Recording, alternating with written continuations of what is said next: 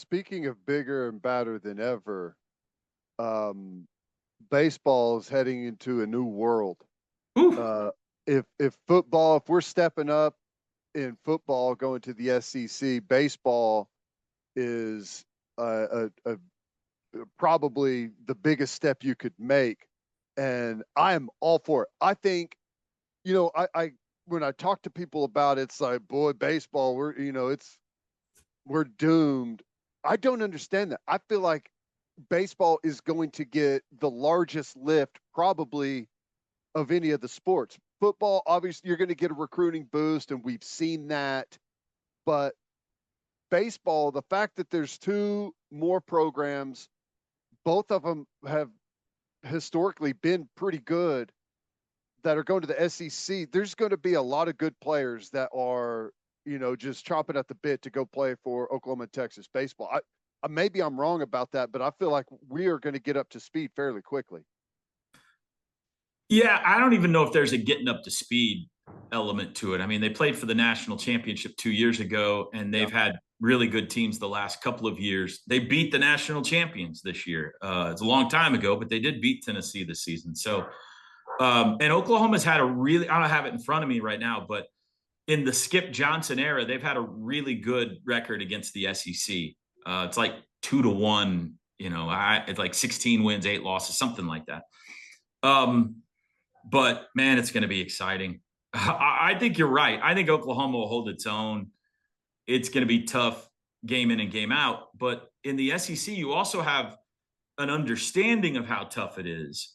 And the number the last several years to get into the NCAA tournament in the SEC has been 13 out of 30 conference games. If you can go 13-17, you're almost guaranteed to be in the NCAA tournament. So there's kind of a built-in understanding as to how tough this league is. OU won 23 games this year in the Big 12. They went 23-7. That's not going to happen very often in the SEC for anybody. But still, you're right. Recruiting has, and I think will continue to take a big step up just playing on that stage. The opportunity to play in the environments that they have, which are incredible at Ole Miss and Mississippi State and LSU and Texas A&M and Arkansas and Tennessee, and Vanderbilt is great in baseball. South Carolina has an incredible stadium, is going to attract a lot of talent. And as long as you've got good coaches, and I think Oklahoma has a great coaching staff right now, then you're going to win baseball games. But I think baseball is the second most popular sport in the SEC. I think SEC fans, if you took a poll of them, would say football 1, baseball 2. I think it's more popular than basketball is in that league.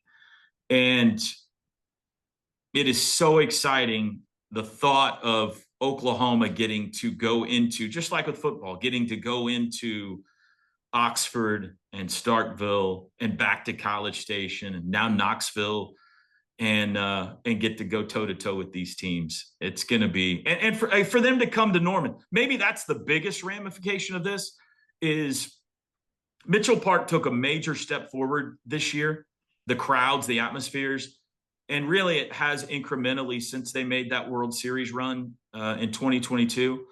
But what we're about to experience with the LSUs of the world visiting and everybody else is going to be shocking. And I think it will kind of force Sooner baseball fans to take a major step up in their support of the program. Like, there could be weekends where you host LSU and there's more LSU people in the crowd. I hope that's not the case, but they travel by the thousands to support their baseball teams. So I'm looking forward to hopefully the support and the fervor for Oklahoma baseball taking a big step forward, because just trying to be competitive in this league.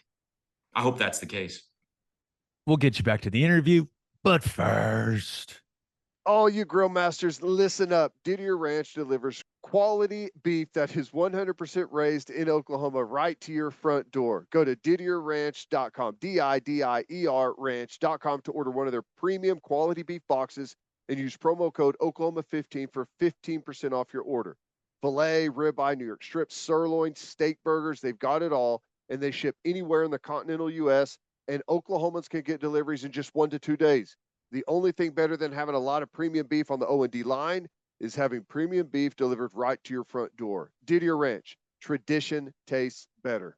And head to the garage for hand smashed patties, butter, toasted buns, and some ice cold beer. It's the perfect spot to watch any big game. And with all garage locations being open to 10 p.m. or later every night, it is the go-to late night spot. You got to get the Bison Burger, people. It is so good. Visit eatatthegarage.com to find a location near you and order online from the garage in your neighborhood. Attention business owners, you need Insurica in your life. Insurica is one of the country's largest insurance brokers with 30 offices throughout Oklahoma, Texas, and the Southwest. Insurica is able to customize programs by accessing the latest information from many insurance carriers. They compare and contrast coverage offerings and pricing in order to design a cost-effective, comprehensive program to meet your business's specific needs. If your business partners with Insurica, you'll save huge amounts of money and take back control of your total cost of risk. If your business wants to be best in class, connect with Insurica at insurica.com. That's INSURICA.com. All right, back to the interview. You look at what softball has with Loves Field now and just how elite of a facility that is. There's been a lot of discussion about improving the baseball stadium. How do you feel about the progress there? Like the investment from the university, the support from fans, donors, when it comes to getting Mitchell SEC ready, if you will. Yeah, I think it's been too slow, but there is some real hope on the horizon that I think we're going to get news about in coming days, that maybe things have taken a significant jump forward just in the last couple of months. It needs to happen. It is a good facility, but right now, Mitchell Park, as it stands, would probably rank 15th out of 16 in the SEC. I think it's probably better than Missouri, and that's it. And so it needs to happen. It needs to happen because we don't want to be 15th out of 16 in anything, but it also needs to happen because it really helps in recruiting. You know, if you're competing with LSU and Arkansas for a guy, and it happens, and they go visit LSU and they go visit Arkansas and they come visit Mitchell Park, we're going to have a hard time getting him. Now, maybe it's a pitcher who wants to work with Skip and they end up getting him because he can see the future, but that's maybe 1 out of 10 guys that have that kind of a vision. So it needs to happen. It needs to happen for our fans. You know, we deserve the best of the best. And right now we have a sparkling gym in Loves Field. It's incredible. And I don't think Owen Field takes a backseat to hardly anybody. It's not the biggest stadium in the country, but it's one of the nicest. And whether you're talking about Lloyd Noble Center or Mitchell Park, those facilities are lagging behind. And it's just about raising the money. You know, I think people think some fans think there's a pool of millions of dollars underneath the Switzer Center that Joe Castiglione can just go grab money out of and throw it at projects whenever he wants. And that's just not the case. To build things, you got to go raise the money. And the passion of Sooner donors, understandably so, the last few years has been behind football and softball. And they deserve it. I don't blame them at all. But that's where the money's been going, and that's why you see Loves Field, and that's why the Palace on the Prairie is so nice. But we have had a relatively, by comparison, small baseball fan base at OU, by comparison to other SEC schools, and a smaller donor base too. So they don't necessarily need Johnny and Joe to give an extra $50 a month. They need a Loves to step in and underwrite the project. I'm not saying Loves, but an equivalent of that, to come in and say, all right, we're here to make a major donation, put our name on the ballpark. Bluebell Field, for example, at Texas A&M. We need baseball needs one of those to come forward and make a major difference-making donation to kind of get this thing going. I think they're close. Can you, maybe you have no idea. I know there's been like a couple of different renderings that they've kind of thrown out there. I don't know if those were just, a vision, or if those are actual what they're going to do. But quickly, if you have any idea, do you know what they want to do? Like what maybe the goal is for the park? Yeah, so there have been some renderings. I think that while those are good to go by and to get a cost estimate for, they are not locked in stone. I know there are, plans for both down the first and third base line, for some more kind of fan bar top areas and standing room only, and just make everything look a little nicer and stuff like that. I think that what happened in the regional, and I think Ted, you were at the regional in the outfield, maybe even, right? Yep. I think what happened in the regional caught a lot of people's eye, and they were going to do some stuff in the outfield already to close off the berms. There was talks of maybe putting like a restaurant bar area out there and some decking and things like that. And as far as I know, all that stuff's going to happen. But the visual and the atmosphere that was created by those tents in the outfield, more or less bowling in the stadium and closing it in and making it kind of claustrophobic, was awesome. And we've never, that may cause them to kind of go back to the drawing board and say, okay, how can we create that atmosphere, not with tents necessarily, but with something. So I think it is malleable and changeable until you start to dig. But the general idea is, we got good bones. We don't need to tear this thing down and build it back up. Let's make it nicer, and let's do some cool things in the outfield and down the lines that'll differentiate ourselves from some of the other stadiums. The people who are responsible for this, the Greg Tiptons of the world, have been traveling to stadiums all over the SEC and all over the country and saying, I like that, I don't like that. Let's try to do something like that here. And so you look at the tailgating situation at Mississippi State and Ole Miss and a lot of other places. Frankly, I hate to say this, but what Oklahoma State did was fantastic. And the corrals that they built for fraternities and sororities and fans in general to be able to cook out while you're watching the game, bring your own food, there's grills, you get this party space for one game or for the entire season, whatever you want, is a fantastic concept. And I think you'll see Oklahoma maybe do something in that world, combined with what they saw with the tents. And they got a lot of ideas. They just need the money to start making it happen. Speaking of money to make it happen, are you going to raise all the money for the new basketball arena? Is that the plan? They putting you in charge of that? How do you feel about where that whole thing stands, T-Rail? I mean, you're the voice of OU basketball. Clearly, you care deeply about the program. You want them to have a new facility, but man, is it going to happen? When's it going to happen? Will it happen? I just don't know how to feel about it, man. I mean, the people in the know, and I'm not in the middle of Norman politics, but the people. Maybe you should be. I don't know. I think you'd be a great Norman politician. I think I don't think OU fans want that. I think that the people who are in the middle of this feel cautiously optimistic that it's going to happen. But anytime you're talking politics, and especially Norman politics, nothing is a slam dunk. So we'll see. I hope so. I think the idea that they have is a great idea. I think that it's a win-win. It's a great answer for the problem facing Oklahoma basketball right now. And it is also a great investment for the Norman community. But even in just saying that, I probably ticked off a whole lot of people right there. I think it needs to happen. I'm very hopeful for it. I think it's a winning idea. And if it all comes together, it would give Oklahoma basketball a major lift. But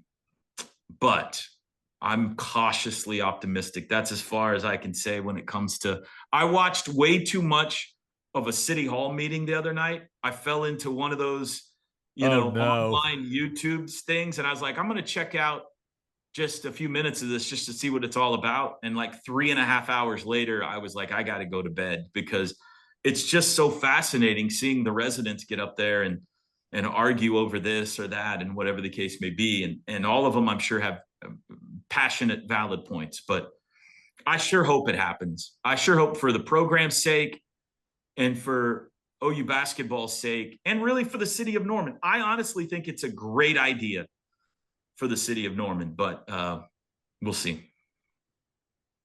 It's the move to the SEC for hoops. I mean, you feel like maybe it's going to give the program a little bit of breathing room to be able to get better. But then you look last year, I think that would they get 8 teams in to the tournament? I mean, it's still, I know the Big 12 is known for being the best basketball conference, but the SEC doesn't feel like it's far behind with the coaches that you get and the players and the programs. I think it's maybe like a very small step down. I think it's the one sport you can look at and say maybe they had it tougher in the Big 12, but not by much. Joe Lunardi did a bracketology last week, which is stupid, but still he did it for this upcoming season. And I think he had 10 SEC teams in the tournament, and Oklahoma wasn't one of them out of 16. So it's a good league. Obviously, Kentucky's a juggernaut, but even teams like Arkansas have been, until this past year, I think they'd been to 3 straight Elite Eights. Rick Barnes has it going at Tennessee. Alabama's cooking right now. Auburn has had some great teams lately. Florida's won national championships. So it's a really good league. I do think that there is a more of a bottom most years in the SEC than there is in the Big 12 in basketball. So you do have maybe a little bit more of an ability, if your schedule breaks right, to gobble up some easier wins from time to time. But it's going to be an unbalanced schedule in basketball. So who knows if that's going to break your way or not. But yeah, I think that maybe it's a slight step down in the SEC. I reserve the right to change my opinion on that, though, once we get into the league next year. This may be tough to answer. Who's on our basketball team? It's a great question. I mean, they lost. I feel for Porter Jalen Moser, Moore man. is the answer. Yeah. Jalen Moore's back. Let's go. Come on. Jalen Moore's back, and that was huge because he went to the draft and then went through the whole process and then decided to return. So there's your building block for next year. But virtually everybody else they had to turn over. Jacob Cole is back. He was redshirted last year, so nobody really knows him. And we'll see. I think basketball is the hardest sport now to figure out transfer portal wise how good you are from one year to the next. I mean, the idea that Lunardi's trying to guess who's in the NCAA tournament when pretty much every team has completely been renovated is crazy. And I think Porter did a good job in the end of bringing in some very intriguing talent. I could make an argument, I did on my show the other day, that man for man, this looks like this team might be better than last year's team. And last year's team, was in the NCAA tournament until the 11th hour. Now, you never know how chemistry is going to come together. You never know the buy-in for guys to a system until they get on the floor. Injuries always play a major impact. But Jalen Moore is a all-conference caliber player to build around. And they got a kid that can really score out of high point. They got another guy that is a fantastic defender. They got a 3-point shooter who's 47% behind the arc. So he brought in, and a couple of freshmen that look like they can really go. He brought in some very intriguing talent that is just going to be a giant unknown until we see him on the court. But it's a huge year, Porter's kind of he's got to get him in the dance this year somehow. And so hopefully it all gels perfectly and they're better than anybody anticipates them being. It's going to be, I mean, it always has been, but certainly the first couple of years, it's going to be wild for you because, like, just the logistics, like you were talking about earlier, new football places, new travel arrangements. It's going to be the same for basketball and baseball. It's going to take a toll, won't it? Hotels, we get used to the same hotels everywhere, Yeah. restaurants we like when we go into cities. I mean, Yeah, it's something that people don't think about and probably don't care about, nor should they. But the comfort of being able to walk in with the equipment and know where everything, the hookups are, who to talk to, where to go, that makes life a lot easier. it's going to be stressful for Drake. Let's just be honest. Our engineer, Drake Dykin, it's going to be very stressful for him. I'm excited about it. You're right. There's a lot of unknowns. Everything's going to be new, and it will feel that way for probably until you've been everywhere once or twice. So, I mean, we're talking 4 to 6 years probably until you start to get a level of comfort with everything. But that's part of the excitement too, and I think we needed it. You know, I think I needed it. You guys need it. The fan base needs it.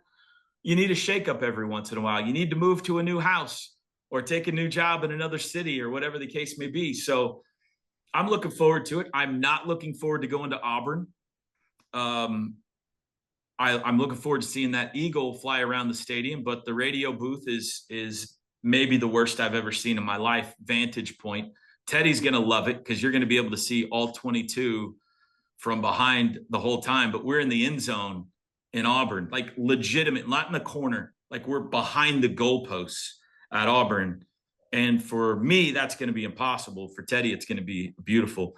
But other than that, I can't wait to go to Ole Miss. I can't wait to hopefully get a night game at LSU this year, and basketball and baseball and everything. Hoover. I want to see an SEC basketball tournament. Nashville. Nashville is such a cool town.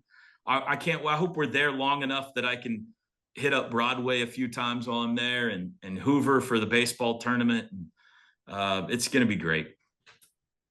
We'll get you back to the interview, but first, 3 things matter in banking: service, service, and service. First Fidelity Bank's commitment to exceptional service is more than a promise. It's their foundation. First Fidelity Bank has been by your side for over a century, and they're honored to be a part of your journey.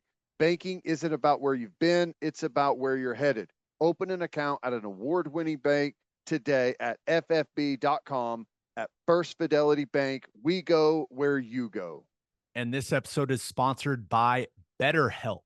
We all have a lot going on in our lives, work, family, being a parent, all that stuff. And then we are constantly comparing what we have to what other people have. It all adds up and can become extremely stressful. And it's really helpful to be able to talk to someone about all of that. That's where BetterHelp comes in. Visit betterhelp.com/OKC to get 10% off your first month. Started talking to a therapist when I was playing the NFL, was very stressed out trying to stay on the roster, and helped me out a lot. Still go talk to a therapist every once in a while when I have some things that need to get off my chest. If you're thinking about starting therapy, give BetterHelp a try. It's entirely online and designed to be convenient, flexible, and suited to your schedule. All you do is fill out a brief questionnaire to get matched with a licensed therapist and go from there. You can even switch therapists at any time for no additional charge. Therapy can help you focus on what really matters in your life. Stop comparing and start focusing with BetterHelp.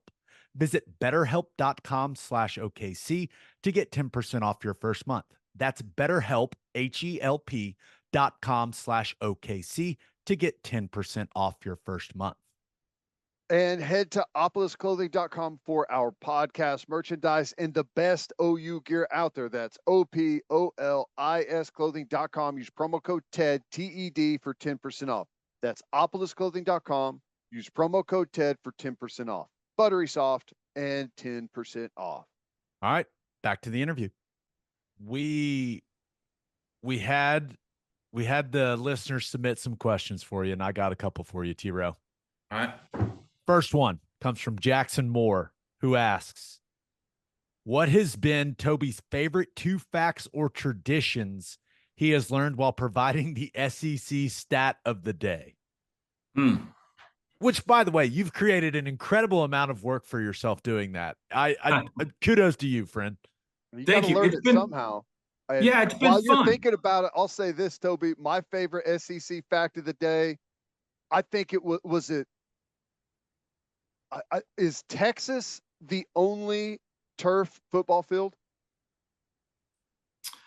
I think there was one other one. I have to go look it up. It might was have Vanderbilt. been. It might be Vanderbilt. Yeah, that Or might Arkansas. be right. Arkansas's turf, isn't it? Anyways, that was the one that I loved. Is that it's You all just want to basically make all grass. you want to make fun of Texas for having a turf Yeah. field, which And I that believe too. didn't CDC say they're going back to grass? They Yeah. got to. They can't stick out like a sore thumb like that. Yeah. Texas is always going to stick out like a sore thumb, That's no matter what they try to do. So I just had a hunger. I was watching I don't know if you guys have watched the ESPN documentary series on the SEC. I think it's called Saturdays in the South or something, Saturdays Down South, something like that. It's not the same as the website. They did a 10-part documentary that I would encourage all Sooner fans to check out. They did one for basketball too, for the SEC. It's like 6 parts. And it's the history of the conference. And I got to watching that one day, and there was a lot of stuff in there that I didn't know, and just kind of developed an appetite for, hey, I don't want to be the new guy that goes into this league and doesn't know anything about the history of the league. There's a whole documentary on the broadcasters, of the legendary broadcasters of the SEC in years gone by, from John Ward to Kaywood Ledford to Rod Bramblett and on, that I find fascinating. But I started writing down some of the facts and just kind of got an appetite for it and decided maybe the fans would enjoy some of these too. There's been way more controversy about them than I ever anticipated. They're just facts, but a lot of times it causes fights, and other fan bases will start yelling at me. And I'm like, listen, I didn't make this fact up. It's just the statistics on this thing. But anyway, without thinking too hard on it, one of them that jumps out is the checkerboard end zones in Tennessee. I just assumed, I don't know what I assumed. I never thought about where did those come from. But when General Neyland was the head coach at Tennessee, General Neyland, they called him General because he was a general in the Army. And he ended up being a legendary coach that led them to multiple national championships. But when he was the coach and they were practicing on the field, there was an administration building, which is still there, by the way, and I believe it's behind the north end zone, which at the top of the administration building, there's a checkerboard design that goes around the top with the way they put the stones on this building. And when they were practicing, he would tell the offense, run to the checkerboard. When you're going that way, run to the checkerboard, which meant run toward the building that has the checkerboard design around the top. And so that became a famous phrase in Tennessee lore, was like General Neyland yelling at the offense, run to the checkerboard. And so that became the impetus for them putting checkerboard end zones in Neyland Stadium now. And that's why you hear run to the checkerboard or whatever. So little things like that I didn't know about. I heard from several Tennessee fans on that one that said, I never heard that story before. I had no idea where our checkerboard end zones came from. So it's been fun to just it's remarkable how many cemeteries there are on football stadium sites in the SEC. Now, most of them are pet cemeteries, like the dead Reveilles and the dead Uggas that have little cemeteries outside the stadiums, or in some cases inside the stadiums. But Alabama has a real human cemetery that butts up against the stadium. And the stadium was built there with the understanding you can never do anything to bother this cemetery. And so literally when we go to Tuscaloosa, right outside the end zone is a small human cemetery There are no Alabama players there. There are no Alabama coaches there. It's completely full.